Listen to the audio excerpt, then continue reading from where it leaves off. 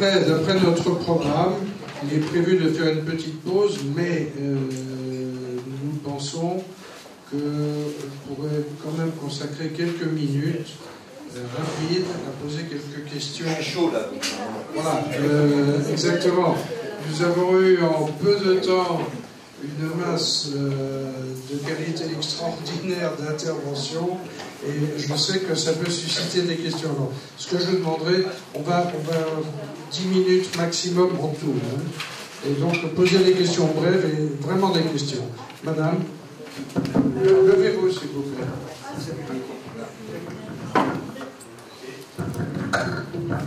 Bien entendu, les questions peuvent être posées à tous les intervenants qui ont précédé M. Rubinstein. D'accord. Bon. Vous avez dit que vous avez fait une enquête auprès des journalistes israéliens pour savoir s'ils étaient pour ou non la publication de caricatures. Et vous avez commencé par dire que les 2 tiers étaient contre. Ensuite, vous avez dit que tous les éditorialistes étaient contre. Est-ce que vous faites une différence entre journalistes et éditorialistes? Bon, deuxième question, toujours sur le même sujet. Est-ce que vous êtes allé plus loin dans votre enquête? Est-ce que vous leur avez demandé pour quelles raisons ils étaient contre? Est-ce que c'était de la peur? Est-ce que c'était du respect? Est-ce que c'était déjà une forme de soumission? Ce qui me paraît très inquiétant, ou la peur pragmatique des conséquences ici. Merci. Pour préciser, je n'ai pas fait d'enquête, j'ai fait un débat public que j'ai animé et je les ai écoutés. Donc je ne veux pas faire. J'avais, je pense, une dizaine d'intervenants, mais qui étaient assez représentatifs de l'ensemble de la presse israélienne. Non, personne n'a parlé de peur, tous ont parlé de respect. Tous ont parlé de respect en disant on ne s'en prend pas à la religion de l'autre. Et que dans un contexte tel qu'Israël, je répète leurs propres paroles, nous n'avons pas, on peut se critiquer soi-même bien évidemment, on peut rire de soi-même, mais on ne va pas rire de l'autre, on ne va pas ridiculiser l'autre. Pas pour éviter toute provocation. C'était les réponses qui m'ont faites. Pour respecter notre programme, une seule question pour le moment. Il y aura d'autres sessions de questions. Il y a une question là-bas. Monsieur. Meira et Alex, etc. Non, Meira. Pouvez-vous faire une analyse comparative entre le sketch célèbre de Pierre Desproges, Les Juifs, et ceux de Dieudonné, si vous connaissez le sketch?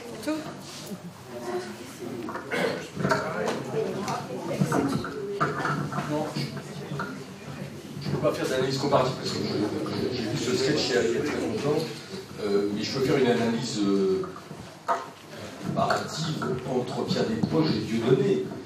Pierre Desproges avait une formule qui disait on peut rire de tout mais pas avec n'importe qui. Dieudonné, pour moi, est un agitateur antisémite qui se sert de l'humour pour faire passer ses idées politiques.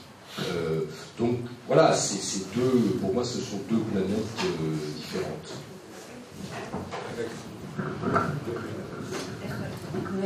J'ai 2 questions, une pour Samy Epstein.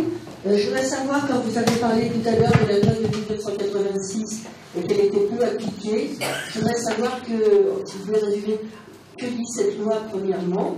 Et deuxièmement, j'ai une deuxième question pour l'ensemble des personnes qui sont là. On a parlé des médias, de la liberté d'exister, la liberté de la presse, notamment dans le Moyen-Orient et aussi en Europe. On n'a pas parlé de la liberté d'expression en Israël. La liberté d'expression en Israël existe, mais on a bien l'impression que les médias israéliens, notamment les journaux, certaines grandes chaînes de radio israéliennes publiques et la télévision, sont très nettement marqués à gauche, bien qu'il y ait la liberté d'expression en Israël. À gauche. Complètement. Je vais répondre rapidement. Il marche. Je vais répondre. Je vais répondre rapidement. question rapidement. Vous aviez l'air de dire dans votre conclusion que ce n'était pas la peine d'interdire, que ça ne servait à rien, puisque de toute façon on trouve tout sur Internet. Mais est-ce que le fait qu'un gouvernement prononce une interdiction n'est pas quelque chose d'important, dans la mesure où il dit où est l'acceptable et l'inacceptable? Je n'allais pas dire le bien et le mal, mais je pense que le fait qu'un gouvernement aille jusqu'à interdire, comme l'exemple de la loi Guessot, certains propos, c'est important parce que ça resitue le cadre du débat. Oui, ça recadre effectivement, mais tout dépend du gouvernement, parce que on parle de la loi Guessot en France, mais par exemple, je sais pas, le gouvernement iranien va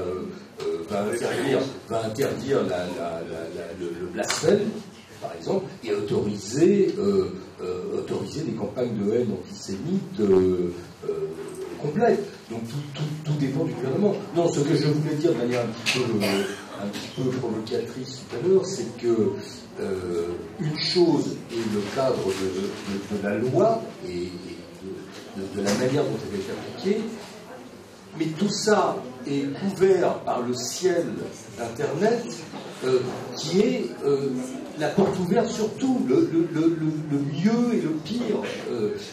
Et donc, tous les propos négationnistes, par exemple, vous les trouvez sur Internet. Alors, c'est vrai que, et je vous dirais même, allons au-delà, qu'il est plus facile d'aller sur Internet que de rentrer dans une librairie aujourd'hui. Malheureusement. Il y a plus de vues sur Internet que de ventes de livres. Voilà, on peut se poser la question du cadre juridique, mais je dirais que tout État, tout gouvernement a besoin effectivement de ce cadre juridique.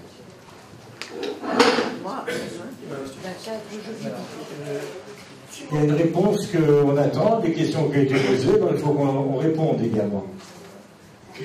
Sur la loi israélienne, on entend la loi israélienne contre le racisme. Il y avait deux types d'opposition à la loi. Il y avait un type d'opposition libérale, du type il ne faut pas de loi, liberté d'expression. Il y avait un deuxième type d'opposition qui venait des milieux religieux. J'ai fait une enquête sur la question à l'époque, j'ai parlé avec certains députés religieux. Les députés religieux avaient peur, députés du Mafdal. Les Haredim s'en foutaient complètement, mais les députés du Mafdal avaient peur que Shulamit Aloni, c'était le diable de l'époque, utilise la loi contre le racisme pour faire interdire le Talmud et la Gemara, parce que dans le Talmud et la Gemara, il y a certains petits passages qui sont pas, disons, qui n'expriment pas un amour absolu et complet et immédiat pour les non-juifs. Bon, ça relevait d'une espèce de paranoïa politique parce que c'était aberrant, mais c'est ça qui a fait repousser le vote jusqu'à ce qu'on trouve dans la formulation de la loi une espèce, je ne me souviens plus du tout comment c'est rédigé, mais une espèce de protection pour garantir que ça ne frapperait pas les textes religieux juifs, ou les textes religieux en général. Vous voyez, c'était ça le problème.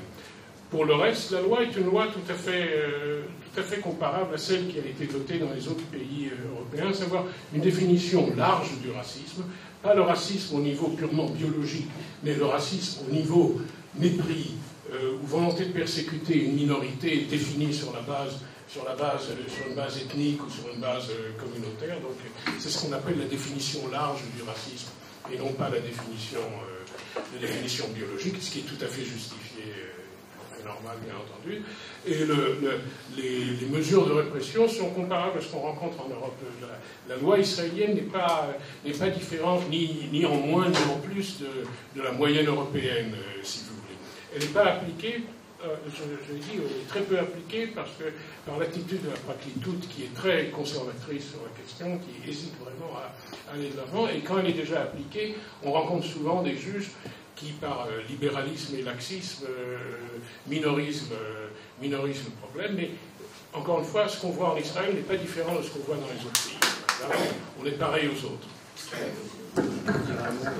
Merci. Donc nous faisons une petite pause maintenant d'environ un quart d'heure. Ah, pardon. Tout le monde a envie de la pause, donc j'ai quand même envie de donner une réponse brève à la question la plus difficile et la plus délicate, ce qui est un peu absurde de ma part, mais sur la question des médias israéliens de gauche. Je pense que vous voulez, précisons la question, vous voulez dire les médias seraient critiques dans leur majorité de la présence israélienne en Judée-Samarie ou de l'occupation des territoires palestiniens. Je voulais choisir la formulation, mais je pense que la réalité est la même. Et je pense que ça a été peut-être vrai à une époque, aujourd'hui on ne peut plus dire ça. Israël Hayom, premier quotidien israélien, très largement, ne traite pratiquement pas de la question palestinienne.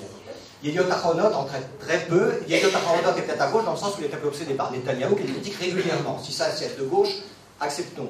Sur la question de l'occupation, je choisis ce terme-là, on ne peut pas dire ça d'Yediot Ahronot aujourd'hui, et je pourrais continuer de détailler les médias israéliens un par un. La deuxième chaîne, peut-être la chaîne 10, peut-être Arutz 10, est plus critique, mais aujourd'hui on ne peut plus dire ça. Ça dépend des époques, voilà. Et par ailleurs, à titre personnel comme citoyen israélien, je préfère qu'il y ait un peu trop de liberté d'expression, pas assez, même si ça peut porter tort à l'exportation de la critique, si vous passez la formule, ça peut porter tort à Israël, c'est un vaste problème, mais il y a un choix à faire aussi quand on est en démocratie, malheureusement ou heureusement. Je laisse décider.